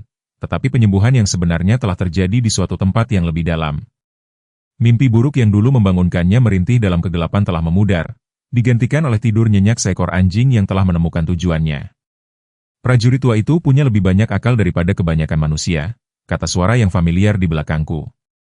Aku berbalik dan melihat Nenek Rose mendekat dengan 2 cangkir kopi mengepul dan senyum penuh pengertian yang dia kenakan ketika dunia terungkap persis seperti yang dia prediksi. Pagi Rose, kataku, menerima kopi dengan penuh syukur. Di usia 34, aku belajar menghargai kesenangan sederhana dari pagi yang tenang tanpa ancaman kematian menggantung di atas mereka seperti awan badai. Nak, kau terlihat lebih baik setiap hari, Rose mengamati, meneliti wajahku dengan ketelitian seseorang yang telah melihat terlalu banyak orang mencoba menyembunyikan rasa sakit mereka di balik senyum berani. Warna kembali ke pipimu dan kau berjalan lebih lurus. Bahu itu memberimu masalah lagi? Aku memutar bahu kiriku secara eksperimental. Terapi fisik telah bekerja dengan luar biasa, meskipun aku mungkin akan selalu merasakan sakit ringan ketika cuaca berubah. Beberapa pagi itu mengingatkanku apa yang terjadi, tetapi sebagian besar hari baik-baik saja. Dr. Martinez mengatakan aku sembuh lebih baik dari yang dia harapkan. Tubuh sembuh lebih cepat ketika hati punya sesuatu untuk disembuhkan, kata Rose dengan jenis kebijaksanaan rakyat yang sangat masuk akal, bahkan ketika seharusnya tidak. Dan Tuhan tahu, kau punya banyak untuk disembuhkan hari ini. Dia benar tentang itu. Akademi K9 dimulai sebagai cara untuk memberi Ranger tujuan selama pemulihannya, tetapi telah tumbuh menjadi sesuatu yang tidak kami duga. Departemen Kepolisian dari 3 daerah mengirim petugas ke sini untuk pelatihan dan kami memiliki daftar tunggu anjing pekerja militer pensiunan yang membutuhkan rumah dan pawang yang memahami keberanian khusus mereka, Tommy. Aku memanggil melintasi halaman pelatihan, waktunya membawa kelas ke dalam. Kita punya upacara adopsi dalam 1 jam. Anak laki-laki itu mengangguk dan mulai mengumpulkan para rekrutan dengan otoritas alami seseorang yang telah mendapatkan tempatnya melalui pengalaman daripada usia. 6 bulan yang lalu dia adalah seorang anak yang trauma yang hanya berbicara dalam bisikan dan gambar. Sekarang dia adalah asisten pelatih tidak resmi kami dengan pemahaman intuitif tentang perilaku anjing yang membuat kagum bahkan para pawang profesional. Masih sulit dipercaya kadang-kadang, aku bergumam, menyaksikan Tommy membantu seorang petugas gugup terikat dengan seekor anjing penyelamat yang telah dikembalikan ke tempat penampungan 3 kali sebelum menemukan jalannya kepada kami. Apa itu, sayang? Bagaimana semuanya berhasil? Rachel Stone dan rekan-rekannya menghadapi dakwaan konspirasi federal. Seumur hidup tanpa pembebasan bersyarat jika penuntutan berhasil. Keluarga Henderson, keluarga Chen Kowalski, mereka akhirnya mendapatkan keadilan atas penyelidikan mereka. Tommy punya keluarga lagi. Aku berhenti menyaksikan Ranger perlahan berdiri dan berjalan ke tempat Tommy bekerja. Dan seekor anjing gembala Jerman tua, yang seharusnya terlalu rusak untuk pekerjaan polisi, melatih generasi berikutnya dari tim K9. Rose terkekeh, suara itu membawa kehangatan seseorang yang telah melihat cukup banyak kehidupan untuk mengetahui bahwa keajaiban biasanya datang mengenakan pakaian kerja dan cakar berlumpur. Sayang, Tuhan yang baik punya selera humor tentang hal-hal ini. Dia mengambil potongan-potongan yang rusak dan membuat sesuatu yang indah, tetapi dia biasanya tidak meminta izin terlebih dahulu. Pintu layar terbuka dan Jim Patterson melangkah ke beranda, bergerak dengan pertimbangan hati-hati seorang pria yang radang sendinya mengingatkannya setiap hari bahwa dia tidak lagi berusia 20 tahun. Di usia 58, dia telah pensiun dini dari Departemen Sheriff untuk membantu menjalankan akademi. Mengklaim dia terlalu tua untuk mengejar penjahat, tetapi tepat untuk mengajari petugas muda cara untuk tetap hidup. Sarah, kita punya pengunjung, Jim mengumumkan, mengangguk ke arah jalan masuk kerikil tempat sebuah SUV yang familiar menendang awan debu. Sepertinya tamu kehormatan kita telah tiba. Kendaraan itu berhenti dan keluar Mark dan Linda Chen, bersama dengan Jessica Rodriguez, tidak lagi berpura-pura menjadi keluarga Henderson, akhirnya bebas menggunakan nama asli mereka setelah 3 tahun bersembunyi. Di belakang mereka datang seorang pengunjung kejutan, Kolonel David Martinez, mantan komandan komandoku dari Afghanistan, mengenakan pakaian sipil tetapi membawa dirinya dengan sikap yang tidak salah lagi dari seorang tentara karir.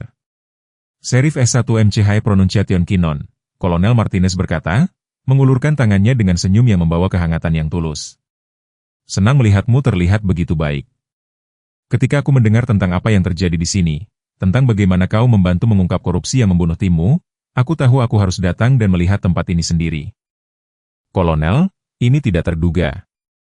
Aku menjabat tangannya, memperhatikan elang perak di kerahnya telah diganti dengan kepercayaan diri kasual seorang pria yang telah mengabdi dan mendapatkan istirahatnya. Apa yang membawamu ke Montana? 2 hal, jawabnya. Pandangannya bergerak melintasi halaman pelatihan tempat petugas muda dan mitra anjing mereka mengerjakan latihan yang dirancang untuk membangun kepercayaan dan komunikasi. Pertama, aku ingin secara pribadi meminta maaf atas bagaimana penyelidikan atas kematian timmu ditangani. Seharusnya kita menggali lebih dalam, seharusnya mengajukan pertanyaan yang lebih sulit. Tentara yang baik mati karena kita menerima jawaban yang mudah. Itu sudah masa lalu, Kolonel. Kita akhirnya mendapatkan kebenaran? Ya, kau melakukannya, yang membawaku ke alasan kedua aku di sini. Dia meraih ke dalam jaketnya dan mengeluarkan amplop yang tampak resmi. Departemen Pertahanan telah mengotorisasi penyelidikan retrospektif atas insiden Afghanistan berdasarkan bukti baru yang diberikan oleh keluarga Chen dan dikuatkan oleh pengakuan Rachel Stone. Timmu secara anumerta dianugerahi Purple Heart atas luka yang diterima dalam aksi melawan musuh Amerika Serikat. Kata-kata itu menghantamku seperti pukulan fisik dengan cara terbaik. Selama 3 tahun, aku memikul rasa bersalah menjadi satu-satunya yang selamat, percaya bahwa timku telah mati sia-sia. Sekarang, akhirnya, pengorbanan mereka diakui apa adanya. Bukan tragedi acak, tetapi harga mengungkap korupsi dan melindungi tentara lain dari nasib yang sama. Ada lagi. Kolonel Martinez melanjutkan, Angkatan Darat sedang membangun program baru untuk anjing pekerja militer pensiunan berdasarkan model yang telah kau buat di sini. Akademi K9 kesempatan kedua ditunjuk sebagai program percontohan, dengan pendanaan federal untuk memperluas operasimu. Aku melihat sekeliling pada semua yang telah kami bangun, fasilitas pelatihan, kandang untuk anjing yang menunggu rumah baru, rintangan tempat ranger bekerja dengan Tommy untuk mengajarkan kesabaran dan kepercayaan kepada hewan yang telah lupa bagaimana percaya pada manusia. 6 bulan yang lalu ini adalah ladang kosong, dengan mimpi dan doa, dan sekarang itu menjadi sesuatu yang dapat membantu ratusan tentara, baik berkaki 2 maupun berkaki 4, menemukan jalan pulang. Nenek Rose selalu berkata, Tuhan bekerja dengan cara yang misterius, kata Tommy, muncul di sampingku dengan ranger yang berjalan tertatih-tatih di sampingnya. Wajah anak laki-laki itu telah kehilangan tatapan menghantui yang telah membayangi untuk waktu yang lama, digantikan oleh rasa ingin tahu yang cerah dari seorang anak yang telah belajar bahwa bahkan tragedi terburuk dapat menyebabkan berkah yang tak terduga. Kadang-kadang, kata Rose, bergabung dengan kelompok kecil kami dengan senyum penuh pengertian yang masih bermain di bibirnya, dia mengirim malaikat dengan 4 cakar dan kaki berlumpur dan kadang-kadang, Nak, kita adalah malaikat orang lain dan kita hanya tidak mengetahuinya. Saat matahari sore melukis segala sesuatu dalam nuansa emas dan kemungkinan, aku menyaksikan Tommy berlutut di samping ranger dan membisikkan sesuatu di telinga anjing tua yang terluka itu. Apapun yang dia katakan membuat ekor RR bergoyang lembut. Dan untuk pertama kalinya sejak Afghanistan, aku merasa seperti berada tepat di tempat yang seharusnya. Kesempatan kedua, ternyata, hanyalah kesempatan pertama yang mengenakan pakaian kerja. Nenekku dulu berkata, Tuhan tidak pernah menyia-nyiakan rasa sakit. Dan setelah hidup 73 tahun di bumi ini, aku percaya dia benar. Kadang-kadang luka terdalam mengukir ruang terbesar untuk cinta tumbuh. Serif Sarah S1 MCHI Pronunciation Kinon dan anjing gembala Jerman yang terluka bernama Ranger membuktikan bahwa rusak tidak berarti tidak berharga. Itu hanya berarti kau punya ruang untuk sesuatu yang indah untuk berakar. Kita semua membawa bekas luka dari pertempuran kehidupan.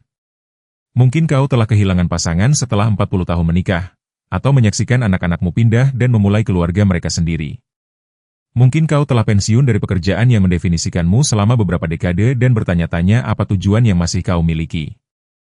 Sarah dan Ranger mengingatkan kita bahwa bab kedua kita bisa menjadi yang paling bermakna.